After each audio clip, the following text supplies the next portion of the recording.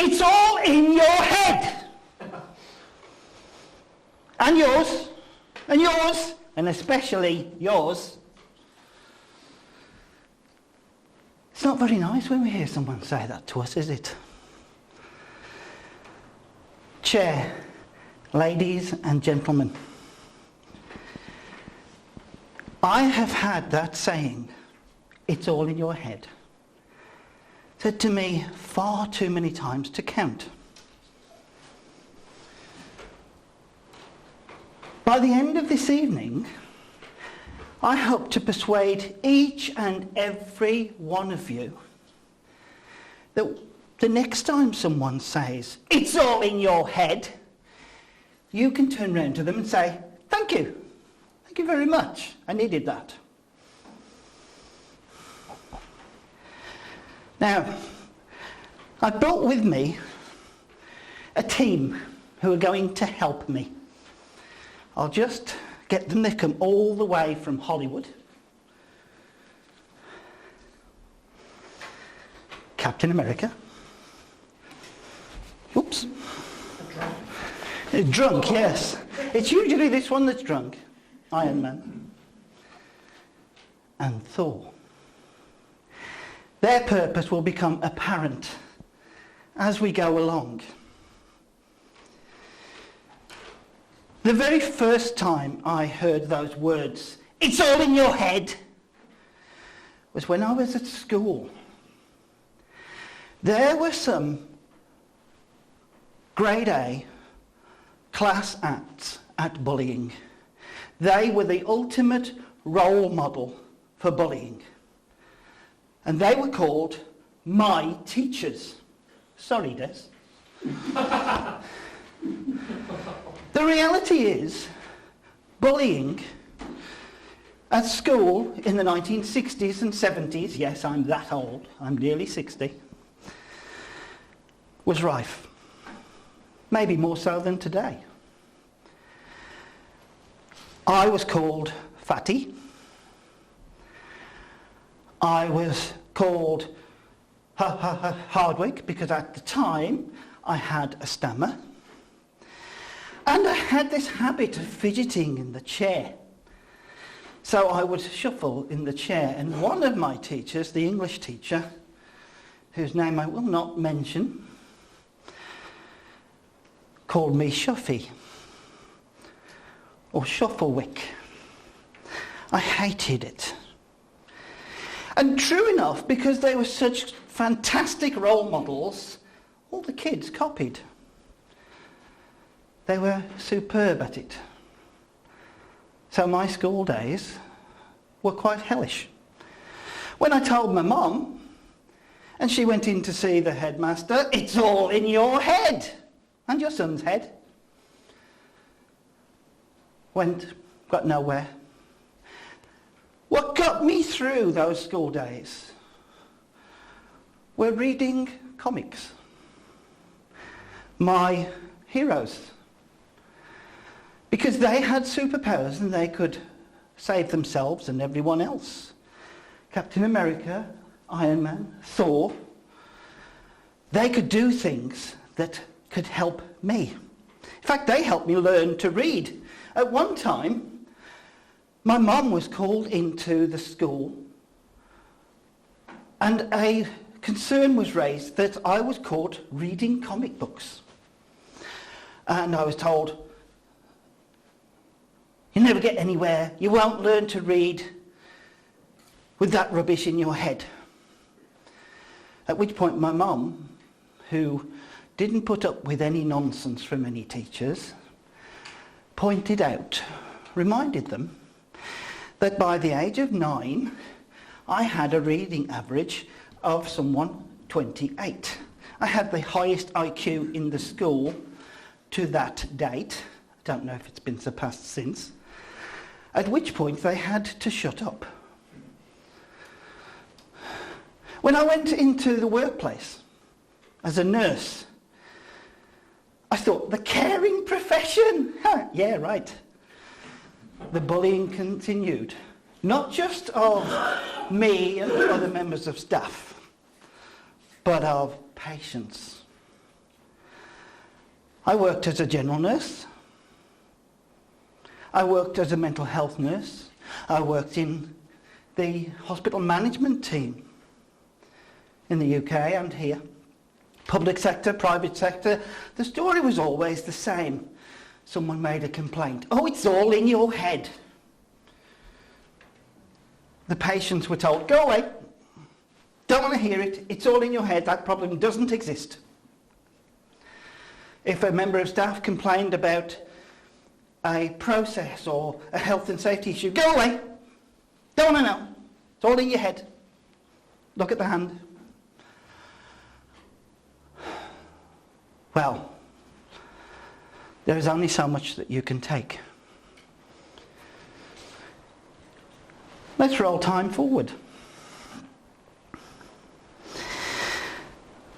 Although I'm nearly 60, I'm still quite proud to say I still read my comic books.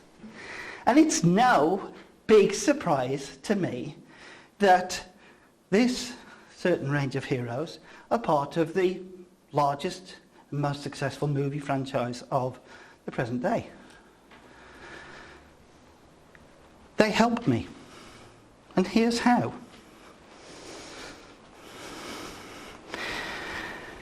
Captain America has a shield. With that shield, he defends his beliefs, his morals, his ethics, law, and justice.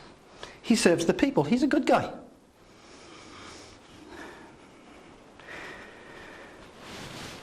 Alongside him, and sometimes in opposition to him, is Iron Man. He's got his armour. Now he believes that the earth should have a suit of armour round it to defend it. Kind of a big shield. He's a good guy too. And then we have Thor. To all intents and purposes, Thor represents the alien. He's an outsider, he's not from Earth. Thor has his hammer.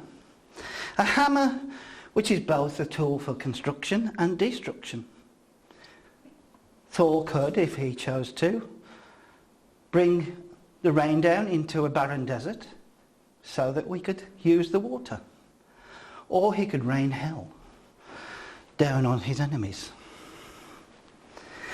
So how does this relate to that saying, it's all in your head? Well, these guys were my inspiration because of their superpowers. But, and here's the thing, I have a superpower, you have a superpower, you do, you do, you do. Everyone in this room actually has a superpower greater than theirs. And you can use it to change it's all in your head into something that empowers you. I don't need a shield. My mind is my shield. Sorry guys, you gotta go. With my shield, I can decide what gets in, what gets out. I don't need a suit of armour. My body is my suit of armour. My body can take me away from anything that hurts me and toward anything that empowers me. What else do we need? My body is my armour. And I don't need a hammer. My heart is my hammer. With my heart, I can call upon all my emotional energy. I can call upon all the elemental energy within myself and within the universe. And if I wanted to, I could help cultivate the people in front of me and around me, or I could rain hell. So I don't need a hammer. My mind is my shield. My body is my armour. My heart is my hammer. But, as I said, I have a greater superpower than that, and you will realise that you do too. We have the most powerful, constructive tool in the known universe, the imagination. With the imagination, you can change a nightmare into a dream. You can change your own perceptions. You can change reality. You can shape it to what you desire. But if you need something to hold, such as a shield or a hammer or a suit of armour, the weapon that we all have is a double-edged sword. It's called a tongue. And with it, we produce language.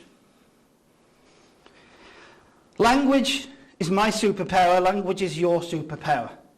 Depending upon the words we put into our own head, or through our tongue put into other people's heads, we can either raise someone up and elevate them to a level of a god, put them on a pedestal, or we can chop the head off that tall poppy that dared to stand up and want something different and better.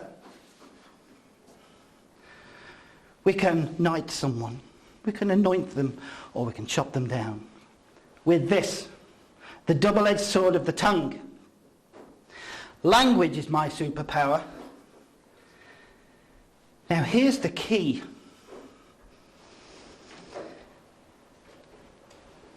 When someone next says to you,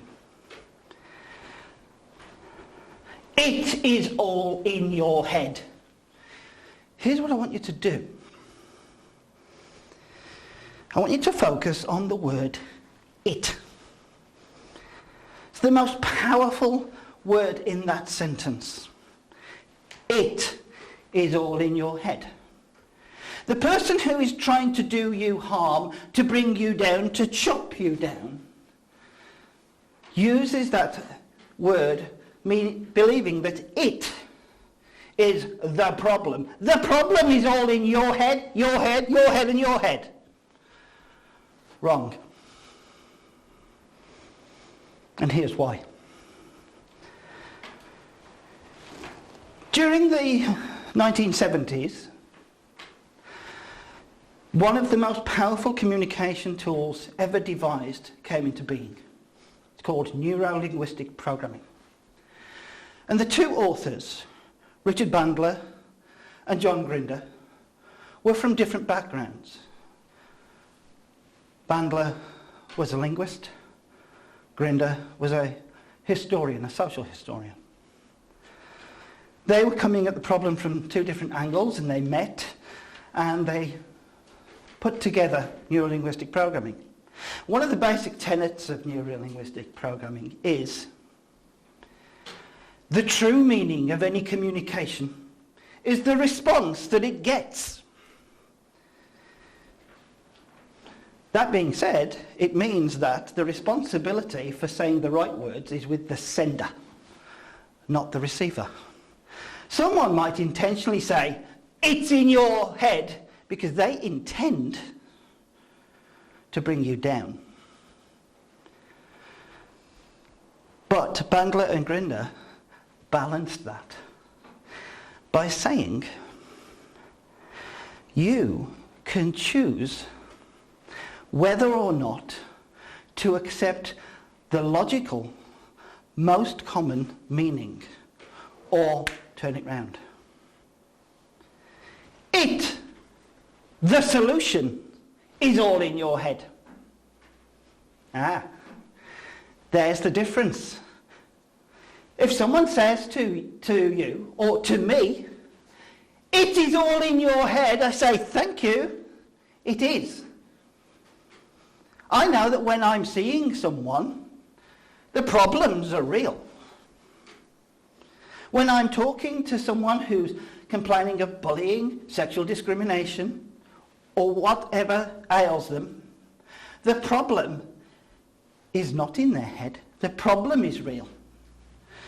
But the solution, it is in their head. And that's when it becomes empowering. So let's try it. I'm going to say, it's all in your head. And I want you to say, thank you, I'll sort it. It's all in your head. Thank you, I'll sort it. See, doesn't that feel better? The reality is, people use words as weapons. They use it to manipulate, to win an argument. We see it in politics. We see it with spin. We see it with advertising. They want you to behave in a particular way, so they say words in a particular sequence to cause a certain emotion and a certain response. Don't let them. Use your imagination to decide to have an alternate response. It is all in your head. They mean the problem is all in your head. What I mean, and what you can think, is the solution is all in your head. Think about that. It's enriching, empowering. It will set you free. Now, who here can think of the last time they heard that phrase? Anyone? No?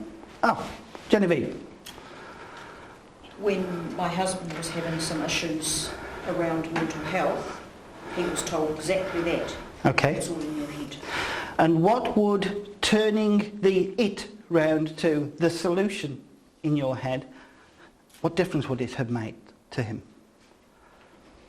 I think if he'd known that at the time and been able to do that, he would have felt a lot freer. And thinking about it, he actually did end up feeling a lot freer and realising that the problem actually wasn't his. Good. Good. Thank you. Now this all feeds in very nicely to one of those buzzwords that is going around in business at the moment. It's called the adversity quotient. And the adversity quotient is very simply, we respond to adversity by doing something about it. Now if you hear the words, it's all in your head, you're going to do something about it. The first step is to accept, yes, it is all in my head. The second step is to own it. The solution is all in my head. I'm going to own this. Then I will fix it. The third step is to make a plan. And the fourth step is to do the plan. And until you do those steps, you can't solve it. Because that person who thinks the problem is in your head, doesn't want to know. They keep turning away. Own it. Be it. Empower yourself. It is all in your head. My name is Andrew Hardwick, clinical hypnotherapist, life coach, personal trainer and motivational speaker. Thank you.